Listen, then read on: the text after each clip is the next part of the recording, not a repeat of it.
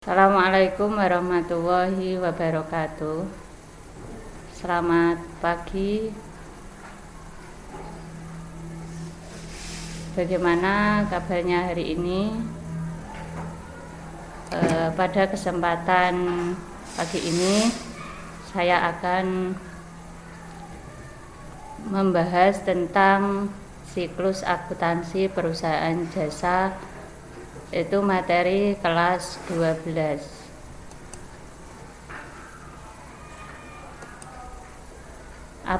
Sebelum saya membahas tentang siklus akuntansi perusahaan jasa,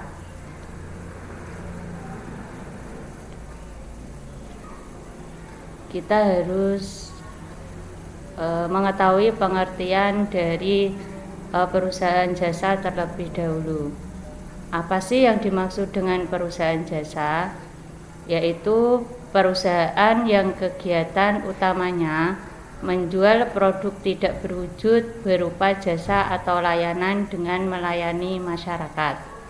Nah, untuk perusahaan jasa ini berbeda dengan perusahaan dagang. Kalau perusahaan dagang itu barangnya nyata berwujud, akan tetapi kalau perusahaan jasa ini adalah produknya tidak berwujud. Nah, contoh dari perusahaan jasa itu diantaranya adalah yang pertama di sini ada bengkel kendaraan ya. Terus yang kedua di sini ada salon kecantikan. Ini merupakan contoh dari beberapa perusahaan jasa. Selanjutnya, untuk siklus akuntansi perusahaan jasa, di sini nanti ada 3 tahap. Di antaranya adalah yang pertama, yaitu tahap pencatatan, dan yang kedua ada tahap pengikhtisaran, dan yang ketiga adalah tahap pelaporan. Untuk tahap pencatatan sendiri nanti ada 3 kegiatan yang perlu kita lakukan. Yang pertama adalah kita membuat analisis bukti transaksi terlebih dahulu. Yang kedua yang kita buat nanti adalah kita membuat jurnal umum. Dan yang ketiga nanti kita membuat pemindah bukuan atau posting ke buku besar. Untuk tahap pengikhtisaran nanti ada 3 hal yang perlu kita lakukan. Di antaranya adalah yang pertama yang kita buat nanti neraca saldo, terus yang kedua adalah jurnal penyesuaian, dan yang ketiga adalah kertas kerja. Untuk tahap pelaporan ini nanti juga ada 4 kegiatan yang perlu kita lakukan. Di antaranya adalah neraca, kedua laporan laba rugi, dan yang ketiga adalah laporan perubahan ekuitas, dan yang keempat adalah laporan arus kas. Sekarang yang kita bahas pertama adalah tahap pencatatan. Dalam tahap pencatatan ini nanti yang kita lakukan pertama kali adalah menganalisis bukti transaksi. Sebelum kita membuat analisis transaksi, perlu kita ketahui bahwa aturan dalam pencatatan transaksi nanti itu ada beberapa aturan. Di antaranya adalah di sini kalau ada aktiva atau harta bertambah itu nanti dimasukkan ke dalam debit, dan apabila harta itu berkurang nanti dimasukkan ke sebelah kredit. Untuk akun yang kedua ada utang. Nah, utang ini juga kalau misalnya utang ini bertambah, maka nanti dimasukkan ke sebelah kredit. Dan apabila utang berkurang, ini nanti dimasukkan ke dalam debit. Akun yang selanjutnya yaitu akun modal. Nah, akun modal ini juga nanti kalau akun modal ini bertambah, itu nanti dimasukkan ke sebelah kredit, dan apabila berkurang nanti dimasukkan ke sebelah debit. Untuk akun pendapatan, apabila akun pendapatan ini bertambah, nanti dimasukkan ke sebelah kredit, dan berkurang dimasukkan ke sebelah debit. Untuk yang selanjutnya yaitu akun beban. Kalau akun beban ini bertambah, berarti nanti dimasukkan ke sebelah debit, dan apabila akun beban ini berkurang, dimasukkan ke sebelah kredit. Bagaimana sih cara untuk menganalisis transaksi? Nah, di sini ada beberapa contoh. Misalnya pada bulan Februari tahun 2020, Anita mendirikan laundry amanah. Transaksi yang terjadi pada bulan Februari tahun 2020 adalah sebagai berikut. Februari tanggal 1, Anita menyetorkan uang tunai sebesar Rp15.400.000 sebagai modal usaha. Transaksi ini nanti karena di sini ada menyetorkan uang tunai, berarti nanti transaksi ini akan berpengaruh kepada kas, berarti kasnya nanti bertambah, sehingga kalau kasnya bertambah itu akan dimasukkan ke sebelah debit. Dan yang kedua, di sini ada yang namanya akun modal. Akun modal ini karena bertambah, berarti nanti dimasukkan ke sebelah kredit. Ini adalah contoh transaksi yang pertama. Untuk transaksi yang kedua, di sini ada tanggal 3, Anita membeli perlengkapan ini sebesar 3.300.000 secara tunai. Karena di sini ada perlengkapan yang dibeli secara tunai, berarti nanti Anita mengeluarkan yang namanya uang. Nah, uang tersebut ini akunnya dikategorikan ke dalam akun kas. Berarti karena membeli secara tunai, berarti kasnya berkurang, ini masuk ke sebelah kredit. Sedangkan perlengkapannya ini berarti bertambah, masuk di sebelah debit.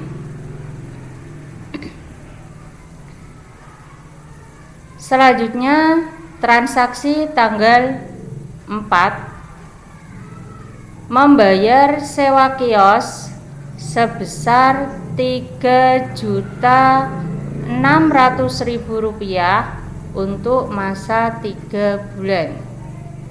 Berarti di sini ada yang namanya beban sewa. Beban sewanya berarti bertambah, masuk di sebelah debit. Dan karena membayar berarti mengeluarkan yang namanya uang kas, berarti uang kasnya atau kasnya berkurang, ini masuk ke sebelah kredit. Transaksi yang selanjutnya tanggal 5 Februari, Anita menerima utang dari bank sebesar Rp1 juta. Nah, pengaruhnya di sini berarti karena menerima utang berarti kasnya bertambah, ini masuk di sebelah debit, dan utangnya juga bertambah, ini masuk di sebelah kredit. Transaksi yang selanjutnya yaitu tanggal 7, Anita membayar iklan sebesar Rp600.000. Maka pengaruh dari transaksi ini berarti nanti akan berpengaruh kepada akun beban iklan ini bertambah. Berarti kalau bertambah masuk di sebelah debit. Karena membayar iklan berarti nanti kasnya berkurang, berarti akun yang berpengaruh adalah akun kas, kasnya berkurang masuk di sebelah kredit. Transaksi yang selanjutnya yaitu tanggal 8 Februari, ini membeli peralatan secara kredit sebesar Rp4 juta. Karena membelinya peralatan itu secara kredit, berarti nanti yang berpengaruh adalah yang pertama adalah peralatan. Nah, peralatannya berarti bertambah, ini masuk di sebelah debit, dan utangnya bertambah berarti masuk di sebelah kredit. Selanjutnya transaksi tanggal 9, Anita mengambil uang perusahaan untuk kepentingan pribadi sebesar Rp800.000. Karena Anita mengambil uang perusahaan untuk kepentingan pribadi, berarti nanti ini dimasukkan ke dalam akun atau disebut dengan akun prive. Lah berarti privenya nanti bertambah masuk di sebelah debit, dan kasnya berkurang masuk di sebelah kredit.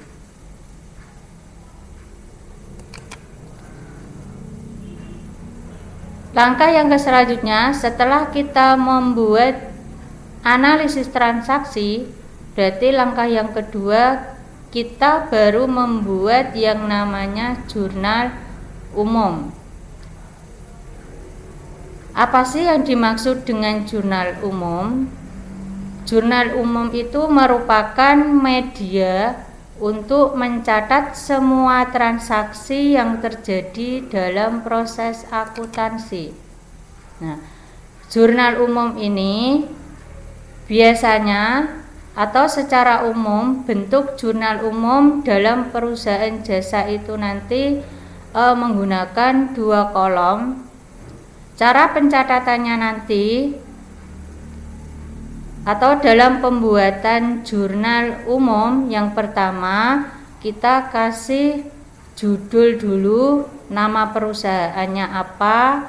Terus yang kedua kita tulis nama jurnal umum, dan yang ketiga adalah per tanggal berapa. Di sini dikasih tanggal, biasanya akhir bulan. Untuk kolomnya jurnal umum, yang pertama adalah di sini ada tanggal, terus ada keterangan, referensi, terus ada kolom debit dan kolom kredit. Nah, bagaimana sih cara untuk membuat jurnal umum? Karena tadi kita sudah membuat analisis transaksi.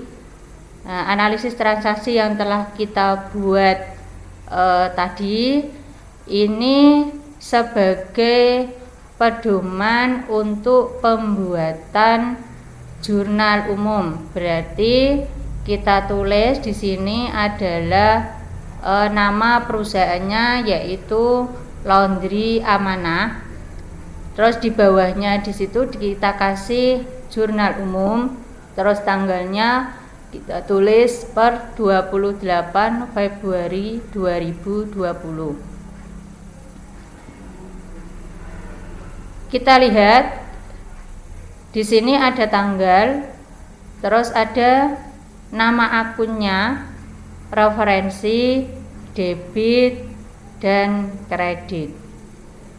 Nah, di sini karena transaksinya ini Februari tanggal 1, Anita menyetorkan uang sebesar Rp15.400.000 sebagai modal usaha. Berarti nanti yang kita tulis pengaruhnya di sini ada akun kas bertambah, nominalnya kita tulis sesuai dengan yang ada di transaksi tersebut, yaitu sebesar 15.400.000 berada di sebelah debit. Nah, untuk modalnya, karena modalnya bertambah, itu dimasukkan ke sebelah kredit, berarti nanti nilai nominalnya juga dimasukkan ke sebelah kredit. Berarti intinya nanti kalau kita sudah bisa menganalisis transaksi, maka nanti untuk pembuatan jurnal umum itu langsung bisa kita buat melalui analisis transaksi yang telah kita buat. Terus transaksi yang kedua, di sini ada tanggalnya, kita tulis tanggal 3. Anita membeli perlengkapan sebesar 3.300.000 secara tunai. Berarti karena Anita di sini membeli perlengkapan secara tunai, berarti perlengkapannya bertambah. Ini masuk di sebelah debit. Nah, ini masuk di sebelah debit, kasnya berkurang masuk di sebelah kredit. Selanjutnya tanggal 4 sini membayar sewa kios sebesar Rp3.600.000 untuk masa 3 bulan. Berarti karena di sini membayar sewa, maka nanti yang bertambah adalah beban sewanya, terus yang berkurang adalah akun kasnya. Berarti kita tulis sewa dibayar di muka sebesar Rp3.600.000. Terus yang kedua, akun yang kedua adalah akun kasnya berada di sebelah kredit sebesar Rp3.600.000. Terus selanjutnya yaitu tanggal 5. Di sini ada Anita menerima utang dari bank sebesar Rp1 juta. Karena menerima utang berarti berpengaruh terhadap akun kas, berarti kasnya bertambah masuk di sebelah debit, utangnya bertambah masuk di sebelah kredit.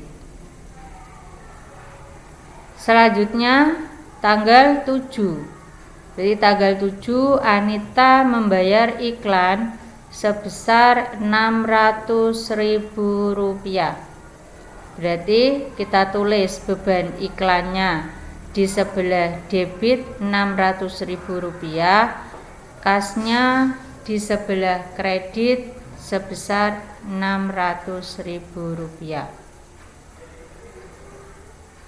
Transaksi tanggal 8 membeli peralatan secara kredit sebesar Rp4 juta. Berarti kita tulis nama akunnya adalah peralatan. Ini masuk di sebelah debit karena peralatan ini mengalami penambahan, berarti berpengaruh